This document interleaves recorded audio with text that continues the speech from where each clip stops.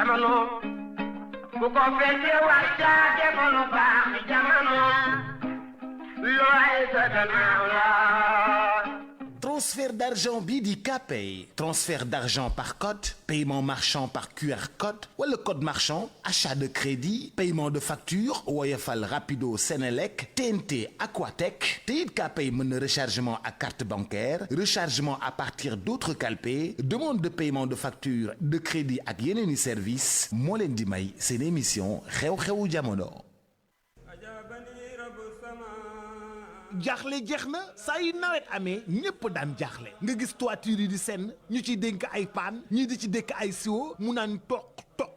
ci biir néeg yi loolu jeex na ak TQG Touba Quincaillerie Générale moo leen indi peinture d'étanchéité bu efficace pour seeni terrasse waaw Coloflex mooy peinture colorado bi TQG indi ngir seeni terrasse dootul tooy waxatuma la ak senn waaw ñëpp xam ni terrasse buy senn ci daanu la jëm kon daw si leen gaaw TQG Touba Quincaillerie Générale wut si Coloflex mi faj seen aajo di aar seen terrasse ba ndox mi du jéggi bay laal fer bi nga xam ni moom moo nekk ci maanaam li ñu coulé ndox mi da koy laal yàq ko de te wóorul yéex a jóg moom baaxul si lenn teel leen a jóg dem seeti TQG Touba Quincaillerie Générale lu dul qualité Touba Quincaillerie Générale bugg ko TQG extension cité Kër Damel rond-point 26 TQG am na it 84 rue Ngalandou Diouf TQG am na 65 rue Ngalandou Diouf TQG Touba Quincaillerie Générale Mbour route nationale après croisement Saly TQG 28 ci wetu grande mosquée bu Touba wala ñu ci 33 879 28 28 TQG Touba Quincaillerie Générale 33 879 28 28 TQG daal si qualité rek lay dox.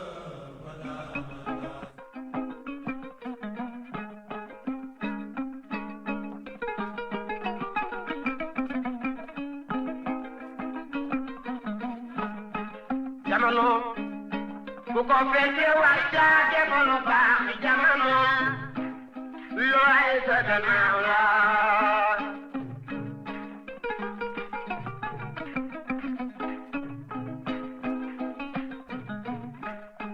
jamono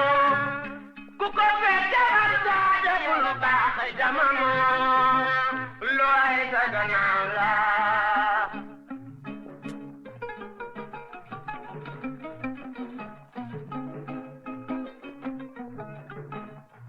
bëgg naa la bëgguma la jarul coow nan booloo looy sa gannaaw la.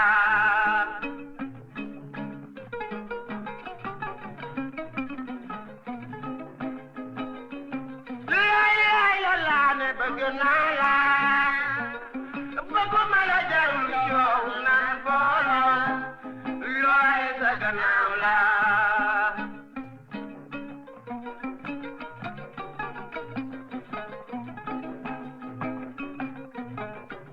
waaw te Diallo yaay nax sax te Diallo looy sa gannaaw la. salaamaaleykum mbokk yeeg xarit yu ñuy teewlu ci iRadio ñu ngi leen di nuyu bu baax di leen ziar te amaat mbégte ànd ak yéen ci seen jotaay bi ngeen taamu di xew-xewu jamono ñu leen ciy gunge du lundi au vendredi saa bu ne bu heure bi jotee ci iRadio di la première radiovision du Sénégal suñu internet yi ànd ak ñun ci suñu page Facebook di iRadio Sénégal ñoom itam ñu ngi leen di nuyu bu baax di leen ziar ci semaine bu bees bi nuyu ko moom itam ziar ko mbégte la ñuy am saa su ne di ànd ak moom ci jotaay bi professeur Mbaye Thiam mu ñuy gunge ci waxtaan bi les lundis et les vendredis professeur salaamaaleykum ñu ngi lay nuyu bu baax di la ziar ci semaine bu bees bi amaat mbégte lool ànd ak yow ci xew-xewu jamono. Mohamed ñu ngi lay delloo nuyu bu sell di la delloo ñaan di la ñaanal di ñaanal bokk yu baax yi ñuy déglu altine june ajjuma june fii ci iRadio di leen ñaanal semaine bii ñu sumb tey ci altine ji yal na yàlla def muy semaine xéewal sutura ak teraanga te réew mi ñépp bokk ko te nag bu koy séddale moom yàlla ci sañ-sañam mu sédd ci bokk yu baax yi nekk ci bitim réew nga xam ne li may wax rek li ñuy sori seen xel a ngi fii fañ nekk yàlla na leen fa yàlla defal sutura ak teraanga gën fekkee te tal ko bañ ma sa mën a dellu si ci réew mi di bàyyi xel nag samay cousin et cousine samay mbokk waa kër sama najaay Mojjen Jóob ca Richard Toll.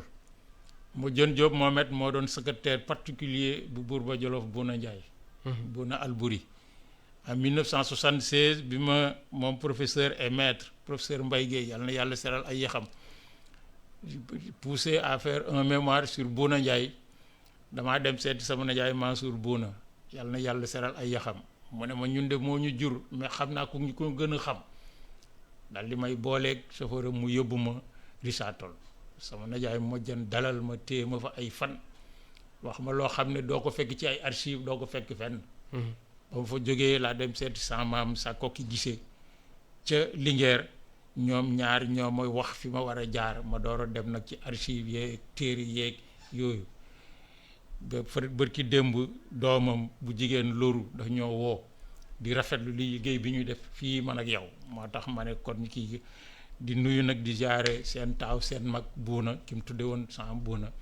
nga xam ne c'est un fonctionnaire international di leen wax ne incha allahu rabbina rahman bu ko yàlla sottalee dinaa leen ziyaare ji Richard Toll. incha allah yal na ko yàlla sottal alors professeur yaa ngi doon wax léegi ci archive dinañu ñëw parce que mooy suñu ñaareelu ponk bi ak bibliothèque Senghor bi nga xamante ni dinañ ko mettre en vente foofee nga xamante ni moo di ca France mu jur réaction yu bëri am na sax ay universitaires yoo xamante ni génn nañ di sàkku ngalawaay bu ñu fexe ba li nga xamante ni moom moo di bibliothèque boobu noonu rek ci Sénégal mais bu ñu ñëwee tuuti si actualité bi day dugg ci li nga xamante ni waxtaanee nañu ko ci suñu numéro yi weesu mu jëm ci ñi nga xamante ni ñoom la ñu dénk ay ndombal tànk ci réew mi ak la nga xamante ni moom moo di privilège yi leen ci fekk dem dañu gis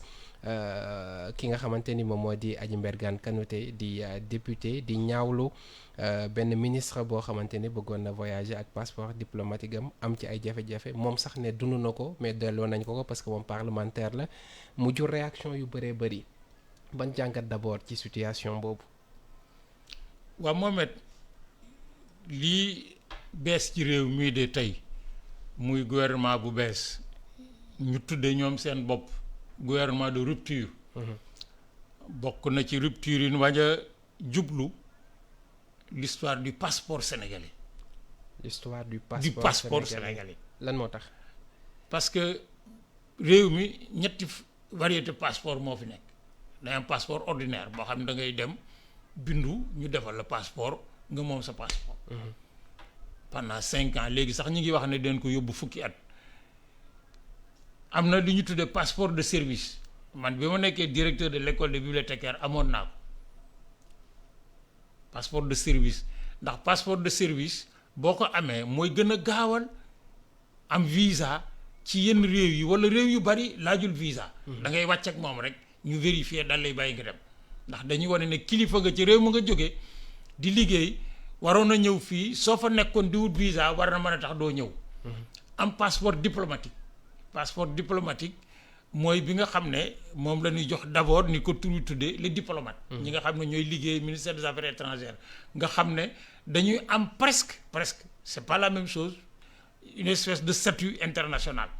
nga xam ne un ambassadeur mais ci tukki lay dëkk. ak ñu mel ne ñuy liggéey affaires étrangères ñu defal leen ko mais dafa ànd ak ay privilèges parce que boo yoree passeport diplomatique am na privilèges yoo xam ne yii. boo nekk demee ci réewum jàmbur boo fa defee yenn yi sax waruñu laa mën a jàpp. ndax daf lay couvrir diplomatiquement. loolu nag li ci libéraux yi def ci abus ci réew mi dafa ëpp. maa la wax lii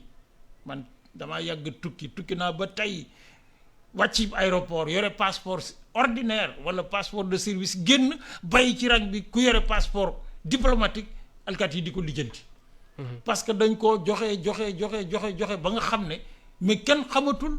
aéroport yu ne surtout les aéroports européens aéroport italien espagnol français mais dañu wax ne xanaa Sénégal nag ñi ñëpp duñu ay diplomate ak ay officiel ba am na yoo xam ne ñii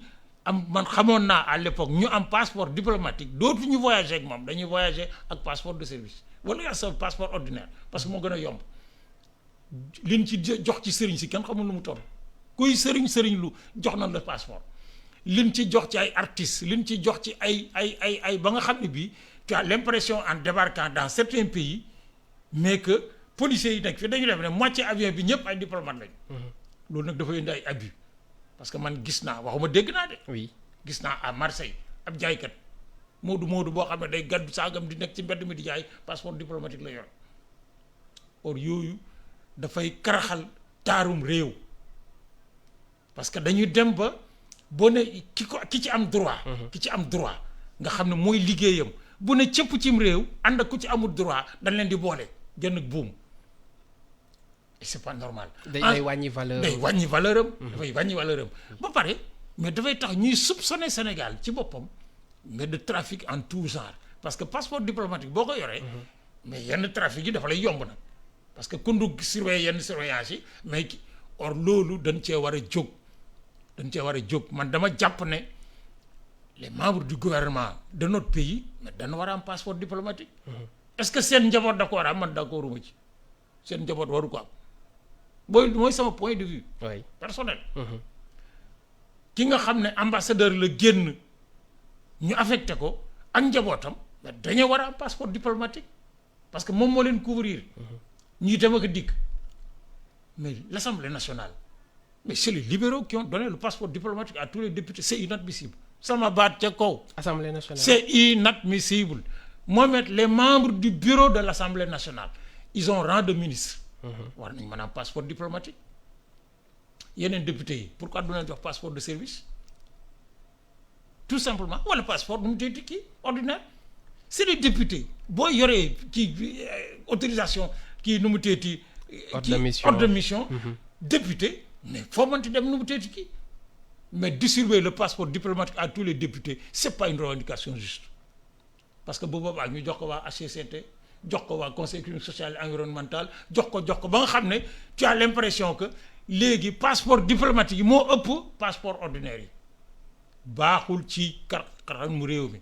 parce que man dama ne tukki naa du benn du ñaar wàcc ci yore passeport ki génn parce que maa ngi sama ordre de mission ki nit ki ma ànd yore passeport diplomatique ñu dang fa di ko kawee. je me rappelle am na benn at boo xamante ni sax juróon na fi coow lu rëy ba ministère des affaires étrangères ñu ko doon interpellé ci mbir boobu. mais parce que lu fi indi woon le trafic des passeports diplomatique ban jàpp ci ay nit. oui justement ban jàpp ci ay nit. mais parce que dafa am ñoo xam ne ñii li ñuy def am passeport diplomatique day bokk ci li leen koy yombal te li ñuy def du yoon. Or notre pays n'a pas le droit de prêter le flanc dans ces trucs surtout que je rappelle xam nga da ngeen di gone nag dans les années 70 jàpp nañ fi ay terroristes en Europe yi yore ay passeport sénégalais 70 maa la wax lii ay terroristes ay palestiniens qui étaient dans des affaires d'actes terroristes yore ay passeport la délivrance du passeport diplomatique mais dañ ko war a resserrer au minimum près am na ñu ko war a am dañ ko war a am un ministre de la République un membre du bureau de l'Assemblée nationale nga xam ne dafa am rang de ministre mais du tem ci ambassade nag di rang di wut passeport di wut visa ak yeneen mais les députés c'est pas n'importe qui war nañ mën a am passeport de service parce qu'ils sont au service du pays et encore am na ñoo xam ne nee na ils sont au service de leur responsable politique mais ça c'est un autre débat mais passeport de service mais passeport diplomatique dafa am ay incident et ancien ministre yi parce que loolu moom moo jur coow li ñi nga xamante ni nekkoon nañ ci gouvernement ancien ministre dootuñ ministre Mohamed ancien ministre dootuñ ministre ancien professeur la parce que day jàngale di encadrer di kii ancien ministre lan la day dem nekk ci ministère boobu nekkoon di kii mais c'est des gens yoo xam ne yi war nañu mën a par exemple boo nekkee ancien ministre mais boo bëggee visa comme les ambassades occidentales nag li ñu def fii ñoo ko tey avec la complicité de nos gouvernements parce que nag am wuti visa nag bu taxee nga am ñetti weer li ma gis nga dama kii le directeur des études de l'EBAD je le cite parce que c'est un collègue mais sama étudiant la woon di sama jarbaat il y a 6 mois mois d'août le déposé woon dans une ambassade avec ordre de mission signé par le recteur de l'université autorisation d'absence signée par le directeur de l'EBAD pour aller dans un pays occidental ba fii may wax ak yow amagul visa te mooy directeur des études te fa mu jëm dañu am une convention de coopération ak université ba ak école bi def la même chose que nous à l'université c'est inadmissible mais yooyu yëpp nag mais c'est nos gouvernements ñoo jël seeni privilèges en passeport diplomatique dara leen ci fekk bàyyi le peuple avec des ambassades yoo xam ne yii mais ils te prennent mais un argent fou bërki démb rek gis naa benn waaye buy ci calculer ce que rapporte la demande de visa ci pour la France, mais c'est des dizaines de millions, centaines de millions par an. Or 80% yi dañ koy rejeté. et duñ la jox te buñ ko rejeté duñ la delloo sa xaalis duñ la jox kii c'est inadmissible. Par contre les passeports diplomatiques il faut arrêter dañoo war a génne xaw ma nu mu tudd loi arrêté décret lu mu mënti doon mais def la liste des personnes habilitées ñu fàngal ko nag nit ñi xam kan moo ci am droit. Le khalife général des Mourides mais duñ ko rangloo ji ambassade le khalife général de Tidiane duñ ko rangloo ji ambassade ak ñu mel ne ñoom mais ñi ànd ak ñoom ak ñi kii mais ils ne sont pas tous kii am na ci yoo xam ne war nañu mën a ànd ak ñoom am ko parce que ils ont un cabinet loolu dañ c'est-à-dire am réew Mohamed suñ bëggee yëf yi jub li ñu def dañ koy def fàng transparence amul nit réew mii ku fi ñemee ne mais le cardinal archevêque de notre église mais buy tukki dañoo war a ñëw jël empreinte di ko rangloo di ko def li y a le gouvernement de l'église loolu dañ koy bind ce qui fait que nag buñ ci àggee ñu xam ne ñaari téeméeri nit yi wala téeméer ak fanweeri nii wala juróom fi ñoo am droit au passeport diplomatique ñu yónnee ko les ambassades ne leen voilà la liste des Sénégalais titulaires de passeport diplomatique buñ koy yokk 31 décembre de chaque année buñ koy yokk dañ leen kii mu dal di jeex mais il faut arrêter avec les privilèges. Il faut arrêter avec les privilèges. foofu la ñuy delloo si waat toujours la question des privilèges. Des privilèges, c'est des privilèges. Parce que le passeport diplomatique, mais c'est les libéraux ñoo ko fi indi pour tout le monde. ñoo fi indi les voitures pour tous les députés. mus fee am mais liñ leen di fay mais nañ ci jënd oto ku bëgg oto kii booy un député buy voyager bi après. Pourquoi on n'achèterait pas un véhicule pour tous les médecins, pour tous les professeurs, pour tous les il faut arrêter l'affaire là man gis naa ko soxna sin ci jàpp te mu def le kii. Adji Mbergane mais Adji man c'est ma cousine c'est la nièce du professeur Ibrahima kii Iba Der Thiam. mbokk la ku ma xam la nit ku dëggu mais cette revendication là elle est pas juste. Elle n'est pas juste. Elle n'est pas juste. Les membres du bureau de l'Assemblée nationale ont rang de ministre. Les ministres ont droit au passeport dañ leen ko war a jox. Un député simple waruñu ko jox passeport. Je n'ai rien contre le man sama yaay ngi ci député yi. sama yaay ngi ci député yi. ci deret ak xan mais dafa am loo xam ne lii luy gàkkal xarxanamu réew mi Mohamed buñ ci àggee doone ma Samba doone ma Demba dañu koy dagg kit mu jeex ñu dal di avancer surtout que bu ñu demee ba passeport diplomatique sénégalais ay simple policier dans des aéroports di la kall-kallee te yow mi ngi koy def tu as tout rempli toutes les conditions. mais dafa am keneen ku fa jaar mel ne Modou Ndour ñu xam ne kii nu mu teeti warta am passeport diplomatique ñu dal di xam ne kon am na trafic de passeport diplomatique. jaratoo nëbb jàpp nañ ci ay nit assemblée kii affaires étrangères dañ ko doon jënd bu ñu ko demee bay jënd il faut arrêter. donc lii est-ce que day wane ni day annoncer les couleurs de la rupture bi nga xamante ni moom la président Diomaye ak équipe am annoncé depuis boobu. buñ ñemee seen wax. buñ ko ñemee. buñ ñemee seen wax parce que nag gis nga yëf yi moom boo ko bëggee. dañuy wax Mbaye Thiam mooy joxe passeport diplomatique nga ñëw ma ne duma la jox. nga lu tax ma ne xam nga sama diggante ak Mohamed Kandji nga ne waaw mu ne demande mbaa ngi nii rejeté nañ ko waaye nag doo ko jox ku ko war am ci sa wet. ba pare ñàkkal ko ñeneen ñi. bu boobaa du kii mais c'est des ruptures qu'il faut faire c'est pas que là mais c'est la question qui nous intéresse aujourd'hui man dama gëm ne mais war nañu mën a def ba nga xam ne ñëpp ñi nga xam ne seen liggéey dafa toll foo xam ne fii fokk ñu am passeport diplomatique ci réew mi ñu def ko ba pare rendre ko transparent. Qu'est-ce qui nous empêche de prendre une loi? Moi je sais pas comment la procédure pour dire que les fonctions ci après ont droit à au passeport ñu def ko liste bu kii buñ ko defee mais du romb 200 de retour wala bu ko romb tout a ci yem. mais c'est normal. ku ci sa mandat jeex. ku ci sa mandat jeex nga delloo man sama passeport de service keroog ba ma toogee dem seeti feu Moustapha Souran ne ko damaa bëgg bu mandat bi jeexee dootuma duggaat mu ne ma aycu keroog ba mandat bi jeexee kii j'ai pas renouvelé le passeport de service. or man nag ku ma xam-xam ne amoon naa lijjanti yu ma ko renouvelé mais c'est pas normal. parce que ëllëg si biir bu la ci kiiyee da ngay nekk fii di expliquer non c'est-à-dire il faut faire nit ki dafay def li nga xam ne ëllëg ki si biir Mohamed bu ne fàng doom gàcce passeport ordinaire mais man mën nga cee voyager. noo ciy voyager moo di li ji visa di jafe-jafe am na ñoom yomb ci ñoom parce que boo jaaree fii 100 fois 50 fois 20 fois di dem ak dikk amoo benn problème mais boo dellusee am visa.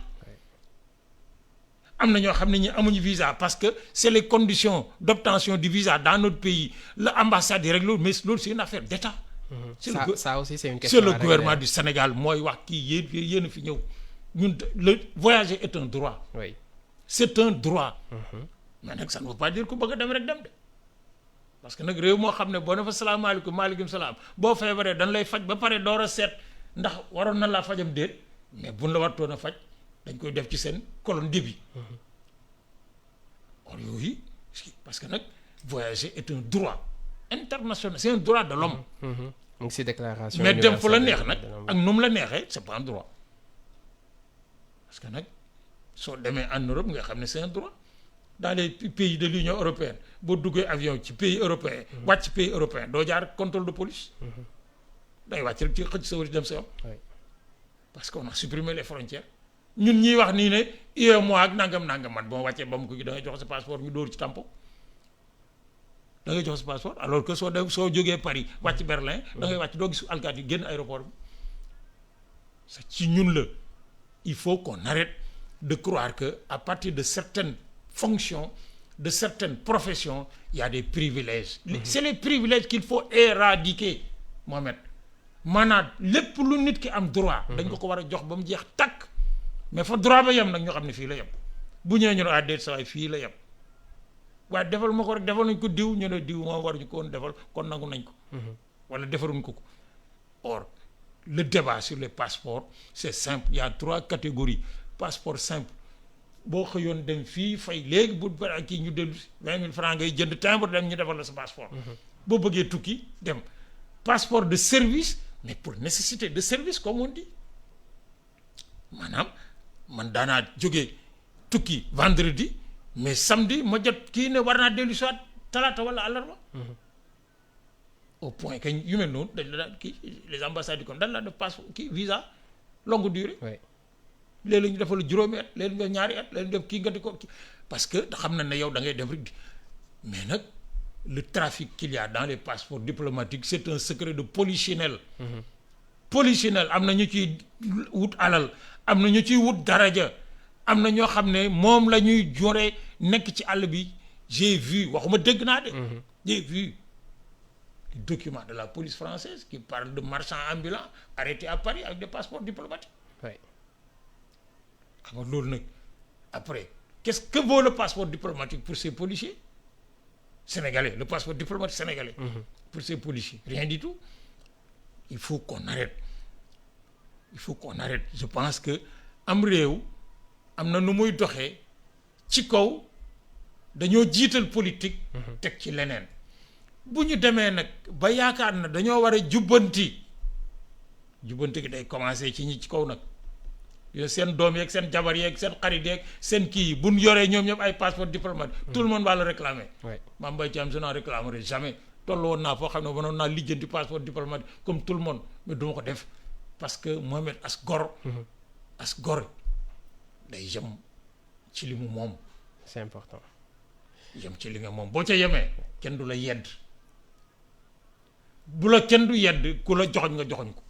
ça c'est important alors professeur loolu moom moo nekkoon suñu thème bu njëkk bi nga xamante ni moom moo ci topp di boo xamante ni soxal na la trop en tant que archiviste documentaliste nekkoon itam directeur bu EBAD la bibliothèque bu ku njëkkoon nekk président de la République du Sénégal di Léopold Sédar Senghor ni ki ëllëg dañu koy mettre en vente foofu ca Caen donc nekk ca France di bibliothèque am bi nekkoon ca Normandie du njëkki yoon parce que gis nañ ay articles ak objets yoo xamante ni doon nañ ko jaay jamono yële weesu ba état du Sénégal bi fi président Macky Sall di nekk amoon lu mu ca jotoon def ñu bëri rafetlu ko bii bi di beneen situation boo xamante ni jur na ay réactions parce que y a même des universitaires yoo xamante ni bind nañ di ñaan ngalawaay bu ñu bàyyi yeneen dëkk jënd li nga xamante ni moom moo di bibliothèque bi. gàcce mënu koo passé de gàcce la. ña ngay jaay bibliothèque gu Senghor ca France ñoom Modou Ndour jógee fii Japon wala kii ñëw jënd ko yóbbu mais gàcce mënu koo passé. lu tax mu nekk gàcce. mais parce que Mohamed la première école de bibliothécaire d'Afrique francophone Senghor a ko créé. école bi njëkk a samp ci Afrique subsaharienne di ci jàngal fanweeri réew ak juróom école de bibliothécaire archiviste et documentaliste Senghor moo ko créé gis nga bâtiment bi ñu nekk. biir université. Oui. Senghor a ko commandé. c'est l'architecte de Senghor moo defar bâtiment EBAD bi architecte Senghor Bonami. moo defar bâtiment bi man gis naa parce que le dossier est accessible à tout directeur de l'EBAD mais les consignes de Senghor. architecture soudano-sahélienne moo tax bâtiment EBAD bi niróowut ak benn bâtiment. Ouais. ci université bi c'est l'architecture soudano-sahélienne Djenné Djinguérébéré Mopti ñu di fi jàngale bibliothéconomie. la science du livre. Senghor nekk nitu koo xam ne kii loo ñàkk-ñàkk xam-xam ne nitu téere la mais fii ci réew mi. man bi ma nekkee directeur de bibliothécaire convoqué naa fii rencontre boo xam ne UNESCO toutes les organisations internationales ñaari téeméeri nit ak juróom fukk ñëw jóge ci juróom benn fukki réew ak juróom ñu daje fii une semaine. ci la directrice de l'IFLA l'organisation faîtière mondiale des bibliothèques njëkk a ñëw en Afrique pendant une semaine Christine Deschamps maa ko organisé les bibliothèques nationales en Afrique au XXIe siècle ñu gëstu ci bind ci loo xam ne lii mën na nekk viatique pour n'importe quel pays waxuma africain de mais même que dans le monde pour taxawaayu bibliothèque nationale mais ñun Sénégal ñun ñaari réew ci àddina ñoo amul bibliothèque nationale ñun ci lañ bokk. ñaari réew ñaari réew sans baat te kaw jooy naa ko fu ne ek étudiant EBAD yi bu leen bëggee woon luy bibliothèque nationale dañ leen def ci kaar yóbbu leen Mauritanie wala Gambie à côté Gambie alors que fu bibliothèque nekk dans le monde ñi wut ay africain suñ day fukk 9 sénégalais tey ci tey boo demee à la bibliothèque aux archives de l'UNESCO à Paris. Adama Ali Pam moo ko yore mooy directeur bi fii la génne EBAD soo demee Afrique Caraïbes Pacifique bi mu nekkee une organisation mondialement connue Tiendou Niang fii la génne EBAD pendant 20 ans moo doon directeur de la bibliothèque et des services d'information des services de données à Wageningen en Hollande pendant 20 ans soo demee Union africaine CEA c'est des archivistes sénégalais bibliothécaires sénégalais ñoo fa nekk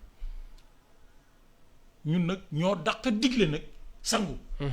mais dañu yeewu sëlmu rek départ or gàcce gi nag ñaara ko séq yan ñaar Senghor ci boppam moom ci boppam moo ci ëppale lu ciy wàllam. mais moom téere ya oui téere ya li ko may bokk na ci envergure am personnelle ak le fait que mu nekk président de la République du Sénégal pendant 20 ans bu Senghor bindoon ci testament ne téere yi ma nekk fii ci sama kër gii ci version parce que du këram nag jabar jaa moom kër ga ndonoy jabar ji la moo tax mbokk jabar ji ñoom mujjee kër ga mais téere yi moo ko moom mais du téere yi rek de ay objet d'art nga fa ay kii nu mu teeti cadeau yu mu jot ay yëfi boppam yoo xam ne yii dans tous les pays du monde bu nu amee politique patrimoniale Sénégal amuñu ko dañuy soow rek politique culturelle Sénégal amuñu ko dañuy sóob suñ ko amoon mais buy dem balaa dee dina bind ne téere yi ak objet culturel yi mais Sénégal la ko moom comme duñ fi nekk dañuy wax l'ambassadeur mais tout dans des conteneurs ñu andi ko fii mais buñ ko andi fu ñu koy dugal amuñu bibliothèque nationale gis nga États-Unis fii may wax ak yow il y a 12 bibliothèques présidentielles aux États-Unis fukki bibliothèque ak ñaar président depuis Adams ba ci Barack Obama président buy dem sa bibliothèque personnelle say livres mais surtout say correspondances say propres archives da nga koy bàyyi ci kër ñu def fondation jox ko askan wi bibliothèque nationale National Archive and Record Service de Washington centralisé ko ñu ubbi ko étudiants yeeg élèves yeeg chercheurs yeeg ñëpp citoyens yi dem di fa gëstu Mais Senghor ne l'a pas fait. Qu'est-ce qui l'empêchait de le faire? Est-ce qu'on aura un jour la bibliothèque de Mamadou Dia, sama collègue de service enseignant Samba Aw, professeur, bu ko jege woon moo réorganiser la bibliothèque de Mamadou Dia. Mais c'est une affaire privée, personnelle. En l'État du Sénégal, absent au partout. Abdou Diouf, on l'a connu administrateur, mais moi j'estime que c'était un bon homme de culture. ñàkkul ana ay téere ma nga Paris wala bokk mu te an Ablaye Wade bokk naa ci fukki nit ak ñaar yu mu njëkk a recevoir 6 mois après son accession au pouvoir. bi ñu mën ma ko présenté daf na ma yow dama laa soxla sans bibliothèque personnelle dañ koo toxali sama kër def ci ay kees indi fii ci palais bi ma bëggoon ñu defaratal ma ko gis nga lettre ba ma ko bindoon pour lui proposer mes services dañ koo dévier dans son cabinet def ko loo xam ne lii rus naa ko wax ci micro. Mais nag c'est eux qui ont choisi d'aller à l'étranger. Kër Senghor gi nekk fii ci corniche bi. mais téere yi fi nekk da ngaa dégg ñoom dañ koy jaay. non jaay ñu ko. donc ci ñoom la c'est le choix qu'ils ont fait de leur vie librement nag Mbaye Thiam nag man du fi nekk nag naan war ju koon def librement parce que nag man ba ma bëggee tabax ko nag Daara Jolof laa dem tabax ko fa ma fa bàyyi téere mais mu def ko bibliothèque bu la neex mais nag bu Senghor jëloon les dispositions juridiques ne kër gi maag sama jabar a ko bokk famille am ñoo koy kii mais téere yi libre y a des objets d'art. On m'a parlé d'un tableau Soulage qui coûte 1 milliard, qui vaut 1 milliard sur le marché. Senghor était très attaché à Soulage. Et à tous les autres qui, parce que nous, bi ñu def terminal 1972, Senghor a tenu à ce que tous les élèves lycéens terminal du Sénégal visitent le truc Picasso, exposition Picasso bi ñu doon def fii cours suprême nekk tey ñu ànd ak suñu professeur de visiter ko année boobu c'est un sujet sur l'art qui est sorti au baccalauréat en commentaire. Donc ñooñu mu seqaloon am na ay objets yoo xam ne ça vaut des milliards des millions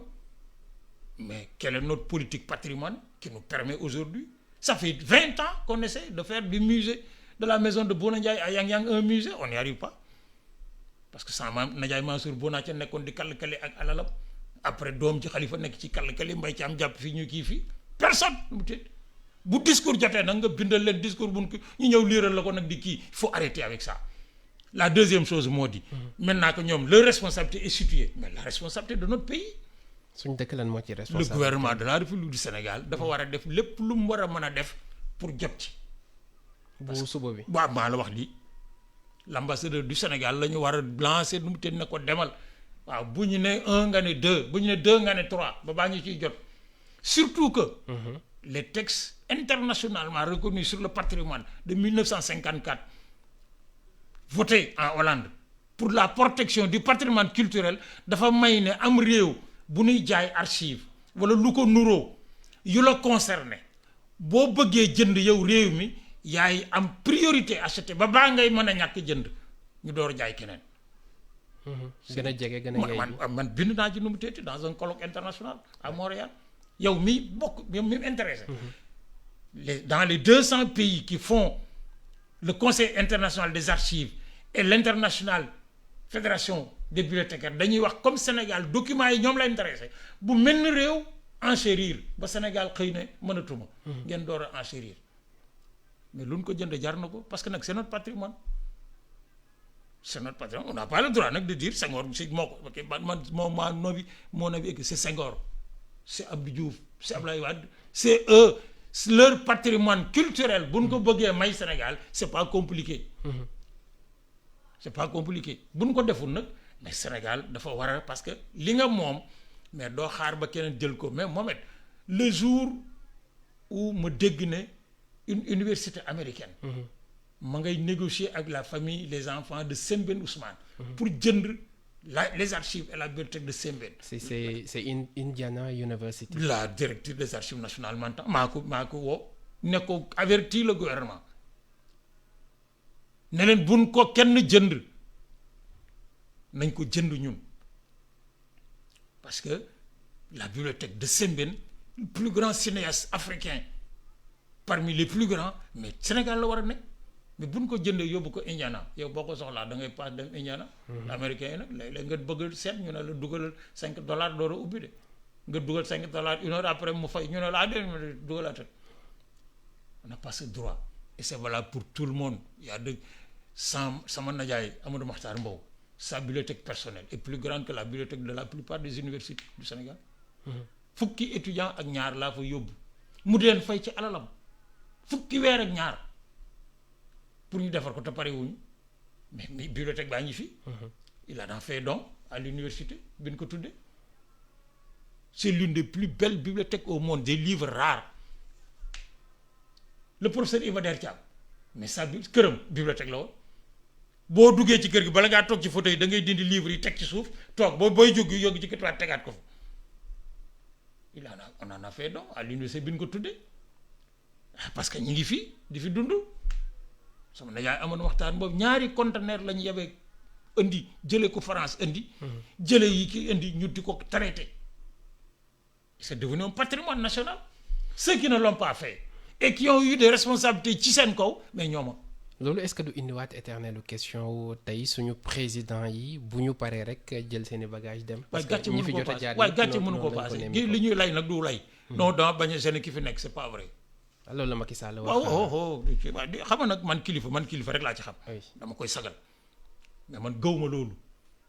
gis nga président bu ne bu def li mu war a def. jaar fi mu war a jaar. joxe réew mi lenge yi day mel ne les présidents capverdiens là. ñoom lu ñu def. C'est moi qui suis allé faire le schéma directeur des archives 3 fois de suite à Praia. Les présidents sont là ci réew mi demuñu fenn mënoon nañoo dem Brésil mënoon nañu dem Portugal mënoon nañoo demuñu fenn sauf que leur présence ci réew mi mais dafay nekk un élément de stabilisation politique. ci kaw nag nga bañ a bokk ci langue gi nag langue gi moom boo ci bokkee dootu ancien président politicien mais boo demee ba nekkatoo président nag nekk ci réew mi bu réew mi jaxasoo. mais koo woo guddi mu wuy si la nga wax ak moom di dalal réew mi bu réew mi jaxasoo nga jóg taxaw comme a fait un jour Jerry Rawlings une image extraordinaire ancien président di dawal otoom ci biir Accra circulation bi jaxasoo alkaati nekku fa nit ñi ku nekk di klaxonné mu dal di tëj otoom wàcc taxaw ci digg bi ñépp na pat kenn klaxonnetul mu réglé circulation bi ba mu ne kocc mu dugalaat taalaatoon dem ci man loola mën naa jotale ñu xuloo mën naa jotale ñuy xeex mën naa jotale mais defuñu ko c'est leur choix. C'est leur choix man nag Mbaye Thiam nag dama gëm li ñuy wax la liberté commence là où s'arrête celle des autres. Celle des autres ils ont fait le choix de partir mais nag après nag dafay jur yu mel nii si la bibliothèque de Senghor nous échappe gis nga y a 3 ans. bindoon naa wax leen ne la municipalité de Caen dépensé na maa ko gis dans un journal français 100 000 € pour numériser la bibliothèque de Senghor dañu lancé appel d'offre man gis naa ko ni ma la gis. 100 000 € pour numériser mais ñoom ça les intéresse pas Senghor n'est pas français pour eux. C'est un Africain qui était là rek di seen voisin un bon voisin parce que c'était président de la République mais ñun nag ñooy Senghor kër gi bibliothèque bi bu nekkoon Joal du ñu am problème yi. bu nekkoon Ndakaaru gi du ñu am problème yi. tey ñi nga xamante ni jot nañu réew mi di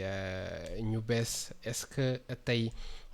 ci li nga xamante ni ñu ngi koy wootee fexe ba ñu jot ci objet yi parce que comme ni nga ko waxee du ay livre rek am na ay archives ak yi ni mel dina. man de bu ma doon bu ma déggaloon. dañu entrer rapidement en contact avec les autorités françaises wax ne leen Sénégal ci boppam moo bëgg la fa ne bâtiment bi suñu yoon nekku ci parce que nag njaboot ga ko moom ñoo ko moom à la limite bu fekkee dañ koy jaay sax Sénégal war na ko mën a jënd def ko centre culturel sénégalais soo ko waxee nag am ñoo xam ne kii nu mu téeti mais man yooyu dama ko dépassé kër gi Senghor fa dëkkoon ak njabootam ñu di ko jaay ñu jënd ko def ko un centre culturel sénégalais ci biir France war nañ cee mën a développer des activités culturelles yoo xam ne dañ xam ne ñun Sénégal li ñu wax ci culture mu téeti mais sinon ñu bag mais le fonds documentaire le fonds la collection suñu entrer en contact diplomatiquement avec le gouvernement français ne leen dañ koo bëgg et on est prêt à acheter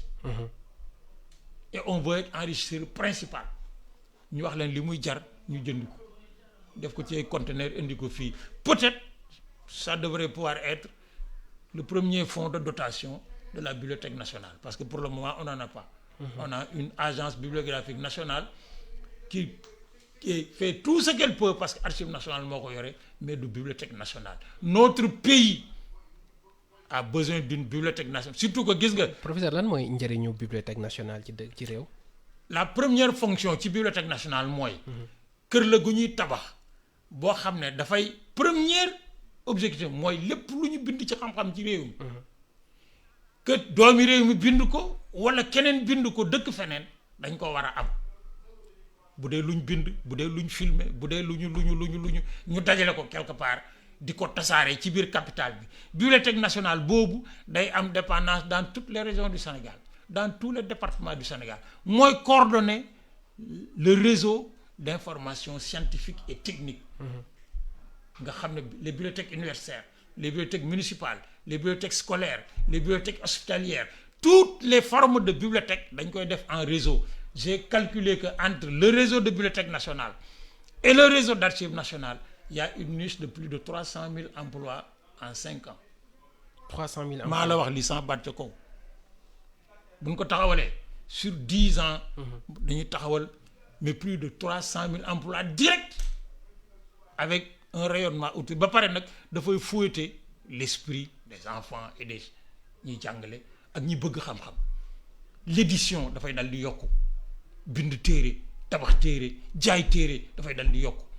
dafay indi un autre marché sur la culture ce pays defuñu ko ce qui est courant mooy ñun ñi koy jàngale foo dem nag ci Afrique c'est nous les professeurs de l'EBAD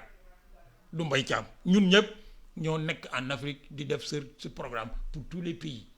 africains ñu def ko bu ñëwee suñu kër nag naan ñu kii ñu ne ba ñun nag suñu gars yi on a un projet après nu mu tëdd kii comme maintenant on fonctionne sous le vocable du projet eh bien peut-être que dans ce projet global qu'est le changement de paradigme du Sénégal il y aura un projet pour la Bibliothèque nationale un projet pour les Archives nationales un projet pour le Centre national de documentation scientifique et technique quand l'OIF a réuni tous les centres nationaux de documentation scientifique et technique francophone à Louvain-la-Neuve en 1998 man mii maa def nu mu teeti le rapport final. C'est important. réew yi ci ku fa nekkoon ñu ci nekk sukkandiku nañ ci ba defar seen yëf ñun nag ñu ngi fii di jiiñante nu mu teeti yaa sàcc lii ak yaa sàcc la c'est vrai qu'il faut régler les problèmes politiques mais il faut régler en amont le problème de la culture de notre pays la culture de notre pays. suñ ko defut mais dans une génération on va avoir à la place de nos petits-enfants et de nos enfants des phénomènes yoo xam ni yi dañu taggatémbe diggante kaw ak suuf ngelaw luy jëpp yóbbu leen et ça nag dañ ciy war a jóg niñ ciy jógee moo di lii xew nii buñ ko jëndee dañu ci jaay loo xam ne lii nañu koy jaayee gàcce la ci ñun y a pas de prix nag à ça y a pas de prix il faut l'acheter point barre après on verra. mën na bàyyi xel la professeur Mbaye Thiam la ñu àndaloon ci xew-xew jamono li ñu cëraloon ci waxtu professeur yegg nañu ca fii la ñuy yamandi am mbégte bu baax tey yaakaar ni kilifa yi dinañu déglu cri du cœur boobu noonu parce que lu mat a bàyyi xel la sant la bu baax professeur gërëm la jox la rendez-vous aljuma incha allah. moom it yàlla nañu àgg ci aljuma ak jàmm buñ ca àggee yàlla nañ ko tal ba wax fi luy jariñ di fàttali rek comme on le fait souvent gis nga bés bi di fukki fan ak juróom ci mois d'avril. ci fukki fan ak juróom ci mois d'avril 2013. oui ci lañ arrêté woon Karim Wade def ko garde à vue à la gendarmerie de Colobane. gars yi xataraa yi fii naan noo buñ ko jàppee ñu jàpp ko ñu naan no buñ ko jugé ñu jugé ko naan buñ ko tëjee ñu tëj ko ba mu xamee ne moom dong ma fa nekk mais ci la lijjanti lu ko yóbbu ba mu nekk ce jour ça doit rappeler bien des choses parce que tey ci tey nag lu teeti ñi ngi ko doon séentu ça fait 7 ans qu'on dit non su day ñëw c'est lui qui choisira jour bi muy ñëwut c'est pas vrai mais même sans être candidat il aurait dû venir dans ce pays su fekkee ne li ñuy wax dëgg la il a pas fait c'est également ce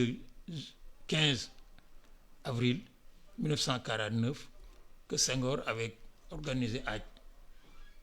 Kaolack le premier congrès du BDS, le Bloc démocratique sénégalais. Le congrès constitutif, parce qu'il y a eu 2 congrès.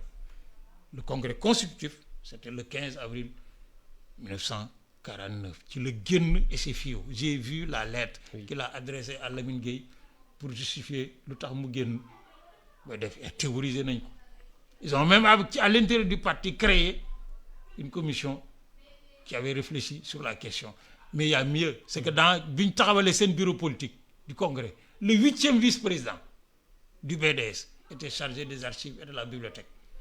Moo tax les archives du PDS nekk fii maison du parti ba ma réorganiser ko il y a 5 ans sont accessibles. On avait prévu avec Ousmane Tanor Dieng yàlla na ko yàlla yërëm de faire un colloque bis bu ñuy lancer archives yi sur archives et fonctionnement politique en Afrique francophone. Malheureusement yàlla ñëw ci mbiram. merci beaucoup professeur ci rappel historique bi mbokk yi fii la ñuy yemandi jaajëfal Fatima Kandiaye moo féete woon ci xarale gi si kàddu gi Mohamed Kandji la woon jox leen rendez-vous ëllëg incha allah ci beneen numéro merci à tous et excellente journée. transfert d'argent bii di Kpay transfert d'argent par code paiement marchand par QR code wala code marchand achat de crédit paiement de facture Woyofal Rapido Senelec TNT Aquatech te it Kpay mën na rechargement à carte bancaire rechargement à partir d'autres calpé demande de paiement de facture de crédit ak yeneen i service moo leen doon may seen émission xew-xewu jamono. jaaxle jeex na saa yu nawet amee ñëpp daan jaaxle nga gis toiture yi di senn ñu ciy dénk ay paan ñii di ci dénk ay siwo mu naan toq ci biir néeg yi loolu jeex na ak TQG Touba Quincaillerie Générale moo leen indi peinture d'étanchéité bu efficace pour seeni terrasse waaw Coloflex